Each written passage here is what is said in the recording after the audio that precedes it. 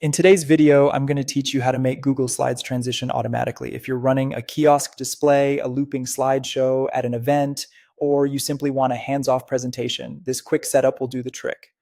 First, open Google Slides. Head to Google in your browser and click the Google Apps icon, the small grid of dots in the top right corner. From the list of apps, select Slides.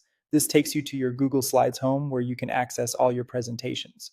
Next, open the presentation you want to use and make sure your slides are in the order you want. It's a good idea to scan through them now and confirm everything looks right, since the same timing will apply to every slide. When you're ready, start the slideshow.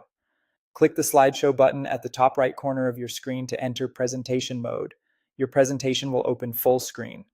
Now move your cursor to the lower left corner of the screen. A small control panel will appear with playback controls. If you don't see it right away, just hover for a second or wiggle your mouse near the corner and it will pop up. Click the three dots to open more options. This expands a menu with additional controls for your presentation. From that menu, choose autoplay. This is where you will enable automatic transitions. You'll see options for slide timing. Select how long each slide should appear before advancing every 3 seconds, 5 seconds, and so on. Choose a duration that fits your content.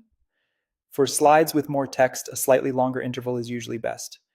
Keep in mind that all slides will display for the same amount of time, so pick a timing that works across the board. If you want your presentation to repeat continuously, enable loop.